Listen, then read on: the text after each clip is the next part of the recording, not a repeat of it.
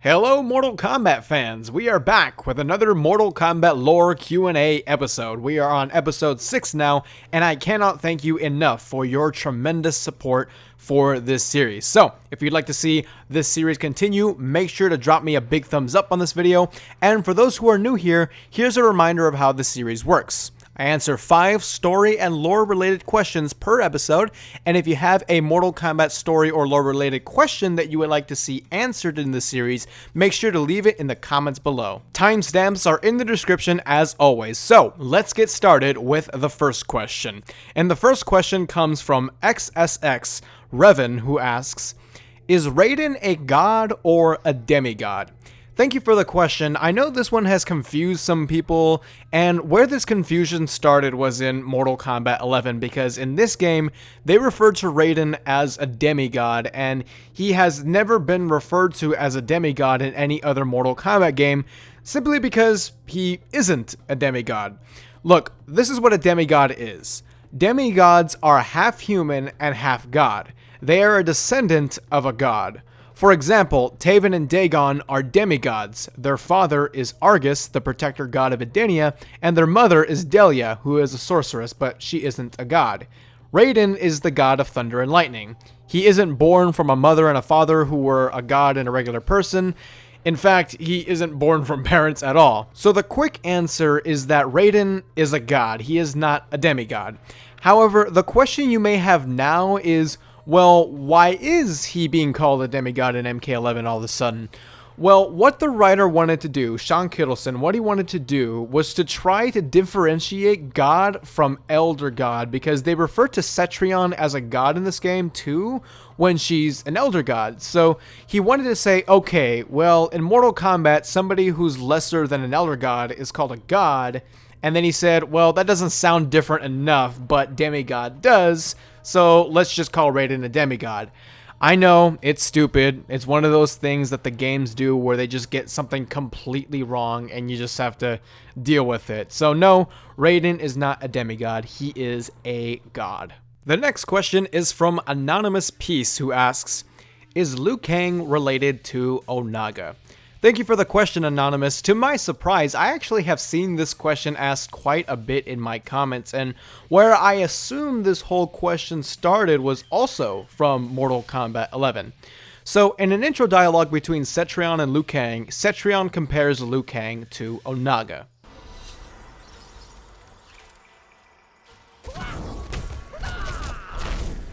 You have Onaga's fire. I'm not related to the Dragon King. Mortals are always so self-assured. Now, I assume people saw that and said, wait, is Cetrion trying to imply that Liu Kang gets his fire from Onaga, or does Liu Kang share the same kind of blood as Onaga's bloodline? What's going on? So, no, Liu Kang is not related to Onaga, and there is no connection between the two, and there never has been. What Cetrion was saying there is basically telling him, oh hey, I've seen this kind of dragon fire before with Onaga, and that's pretty much all there is to it. Now, you may have asked that question because you may have saw that and thought, oh, so is that the explanation for Liu Kang's fire powers? And once again, no. The explanation of Liu Kang's dragon's fire is that it comes from his inner chi, so material energy or a life force of some kind. That's how it's always been, and that's how it still is currently. Moving on to the next question comes from Frank Castle, who asks, how are Revenants and Spectres different from each other? Thank you for the question, Frank. I love it so much because I know the Revenant thing has caused some confusion for some people, those who don't follow the lore very closely. A common question I see that's similar to this, but in spirit demands the same answer is, wait, how is Scorpion different from the Revenants? Or why aren't the Revenants the same as Scorpion? Or why does Scorpion not look like the Revenants? Aren't they both undead? So the answer here is that Scorpion is a Spectre. Now, Spectre means ghost, but in the Mortal Kombat world, it means someone who was resurrected as an undead person, but who now has powers that they didn't previously have. And this is who Scorpion is. Scorpion is a Spectre. Before Scorpion died, he didn't have any powers. Hanzo Hasashi never had powers until he died and Quan Chi revived him. So that's what makes a Spectre. Now, a Revenant, on the other hand, are also undead, but that's basically it. When they are revived, they don't get any special abilities or anything added to them other than their appearance obviously changes to show that they are a Revenant, and also their soul is corrupted and they don't act like their normal selves. Revenant Liu Kang is evil, when we all know Liu Kang isn't evil. Revenant Katana is evil, but we all know she actually isn't an evil person. So in summary, in the Mortal Kombat world, Spectres are people who are undead and have newfound powers when they previously had no powers, and Revenants are just undead versions of themselves, and their soul is corrupted. Alright, our next question comes from Bobby Landro, who asks, is Triborg canon? Thank you for your question, Bobby. I know this was a very popular question when Mortal Kombat X was our main game, and Triborg and the other Kombat Pack 2 characters were out, because Triborg is a character that just has all the Cyborg's moves, and in MKX, his ending has him forming the Takunin clan, but we all know that was Sector's deal in Mortal Kombat Armageddon. Sector was the one who formed the Takunin. And also, Triborg's whole personality is the same exact personality as Sector's. So that makes a lot of people think, like, is he even canon, or is he just a function to fit Mortal Kombat X's variation system with just some made-up story because NetherRealm had to give him a story at least?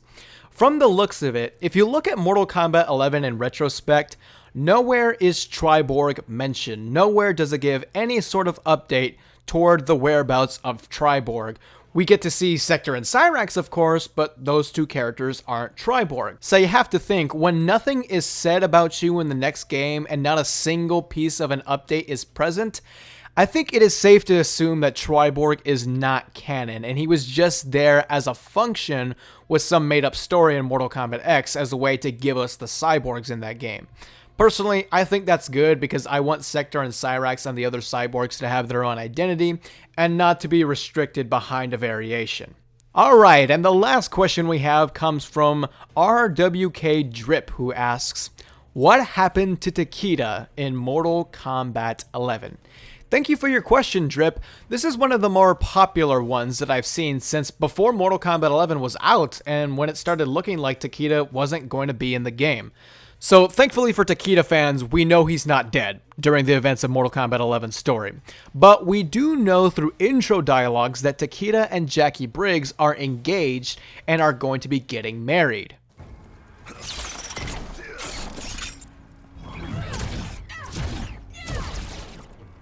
You plan to marry my Chujin.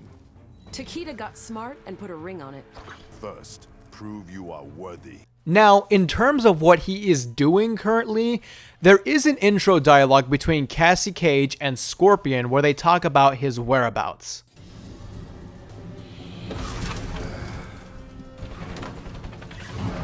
What's up? Where is Takeda Takahashi? Sorry, that info's classified. Not from his Grandmaster.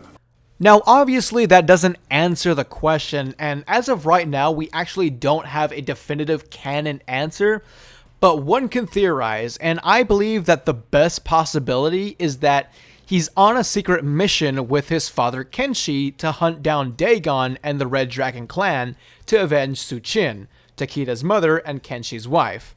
I say this because this is actually what happened in his Mortal Kombat X ending, where the ending actually is all about events that happened after MKX, or events that you would assume would be in the next game. And also, this kind of mission really is the kind you would imagine would be classified information, as Cassie indicated. So that's my best bet, but keep in mind that's not actually written anywhere, it's just the event that's most likely canon. It's not canon, but it's most likely canon. We have reached the end of this episode. I hope you all learned something new about the Mortal Kombat lore, and if you enjoyed this video, make sure to subscribe to the channel, and once again, if you have a question you would like to see answered in an episode, make sure to leave it in the comments below. Thank you all so much for watching, and I will see you all in the next video.